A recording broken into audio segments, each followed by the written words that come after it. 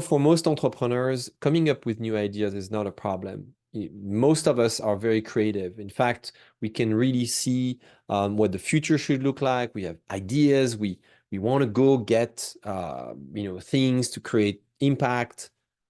Coming up with new ideas, that's easy. But delivering on these new ideas is most of the time the hurdle. It's most of the time what is difficult. So what to do when you can't you struggle taking action to really execute and deliver your strategy.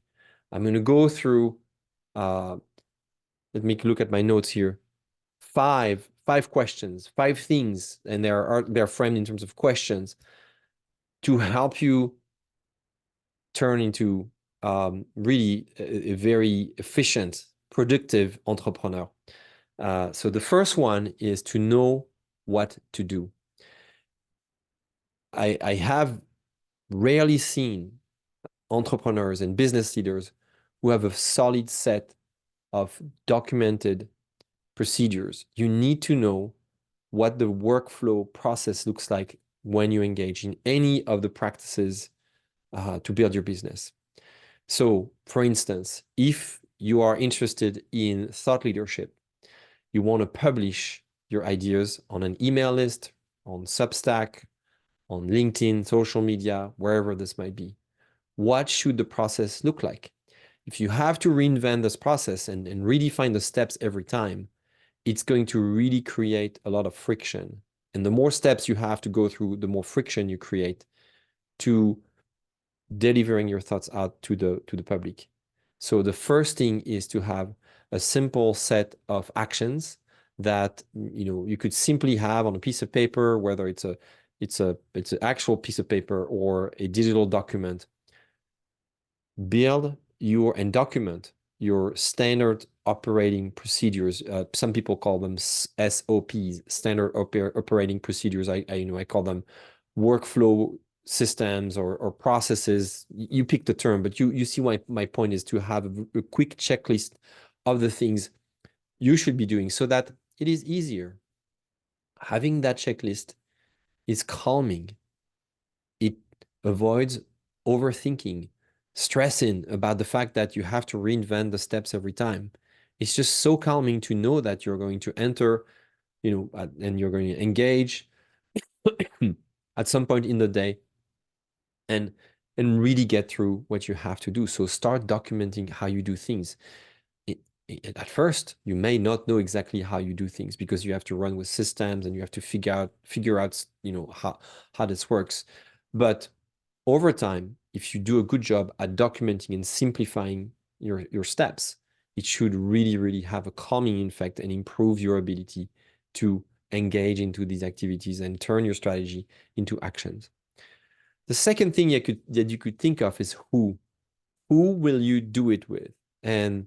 And here, when I say this, a lot of people go, well, who? Well, I'm on my own. There's a lot of things. Sure, I have a team, but I let them work. But then for a lot of the things that I need to do to build my business, I am on my own, especially if you're a solopreneur. But if you have trouble engaging in these activities, there is no shame in looking for human accountability. See, here at MetaHelm, it's me piloting this metaphorical ship, driving the company and the business where it needs to go. But do I do this on my own? Absolutely not. I have, in fact, a whole network of people that I co-work with. I work with, and I've published a video a while ago about FocusMate. That's one of the tools that I use to do that. And FocusMate is a platform where you can book time with people who are also interested in generating flow on demand, increasing their productivity. FocusMate is a very affordable, easy to use platform where you can create that human accountability. When you show up in front of someone and you tell this person, this is what I'm going to do this hour, and I commit to this result, which is a result that you decide, not them. You decide what you want to accomplish during a specific hour, then you get attached to the result and your degree of accountability will rise and you will get things done more effectively. So let's recap here. Already we have 2 steps. What are you going to do? Define through your workflow procedures, workflow systems, and who are you going to do it with. If you have a team, ask for help, from someone in your team. If you have, someone around you, ask for help to create that accountability. The next piece is when. When. If it's not scheduled, it's likely that it's not going to happen. So I want to share a personal method that I use to create and crystallize and organize my content and develop my strategy that I call my methodology that I call strategic narrative.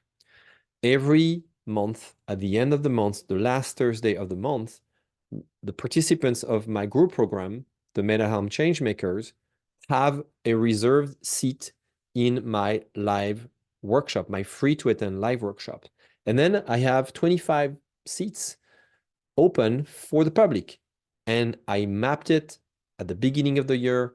I mapped those 12, because it's monthly, those 12 sessions, and I know what day of the week, what day of the year, and at what time they are going to happen. And so that is scheduled. Guess what it creates on me? It applies gentle pressure, again, a system of accountability for me to know that I have to be ready to deliver a workshop. So it is an accountability device. It is, a forcing function to get me to prep that content, go through my thoughts, refine my ideas, package them into visual presentations, list of ideas, frameworks, and so on, so that they get ready. So the third piece is when. You need to have a standard weekly schedule. Because when you have that, when you know that every Tuesday, for example, from 5 p.m. to 6 p.m., you are going to reach out to potential clients, say, I'm using this as an example. You don't have to think about it. It's an automated, it's a no-brainer. You put yourself on autopilot, so you reduce the cognitive load, you reduce the amount of energy that it takes you to engage in those practices. Yet again, increasing your likelihood of turning your strategy into well-delivered series of actions, turning into reality. So that was number 3. So let's recap here again. What to do, who to do it with, and when to do it. The fourth piece is kind of counterintuitive. Most people think that to do something well, you have to be inspired, you have to be motivated. Let me tell you, this is a lie. This is a myth, or bullshit, if you want to call it, the more direct way in English. You should not wait for inspiration to knock at your door. You should not wait for motivation to be here. You should engage in the action and the practice and let inspiration and energy and motivation show up next. A lot of people who are very creative, who have sometimes attention deficit, will struggle to initiate tasks. Have you felt like this? Well, don't wait for inspiration to show up, because it won't show up. In fact, a great example is this video. Did I feel like after a long day of work, did I feel like, starting a new video, hitting record, and did I feel inspired? Did I feel the enthusiasm in my body or in my heart, or did I feel motivated? No, I felt more like kind of relaxing, grabbing a good glass of water and relaxing and maybe talking to my kids or doing something else or calling a friend, having fun. And yet I still showed up in front of you because this video was scheduled on my weekly schedule. I know what to do. I know who to do it with, which is you. Every time that I start this video, I visualize you in my audience, and I know some of you. I've interacted with some of you personally, so I know you will watch this video eventually, and I know that a lot of people have not met yet will watch this video. So, and the fourth thing is, I don't care how I feel. I don't care. Sometimes I feel really like I shouldn't be doing this. I feel tired. I feel exhausted. I feel like I feel discouraged sometimes. I have showed up in front of you discouraged at times, and yet I still did what I wanted to do, which is show up and create a video and create value for you. The last piece is, so let's recap again. Who, what, when, sorry, in random order. Who, what, when, how. I've mixed the order a little bit here. But the last piece is where. Where, and I recorded a video a few days ago about this. Where should you be to increase your likelihood of getting things done? Well, that is a process of discovery. That is a process of exploration and experimentation. I know that to create this video, I'm here on my chair, and that's what I do. I just put my butt on this chair, and I've designed the space so that it optimizes the delivery of this task. But for writing, I prefer to go one level up here in my office. And I have a chair that I really enjoy that helps me really, be more efficient at writing. Sometimes I prefer to walk somewhere or travel somewhere, but I have mapped out in my mind and on paper where those activities can ideally take place. So there you have them, those five recommendations, 5 tips for what to do if you're struggling to get things done and turn your strategy into action. I hope these tips help you.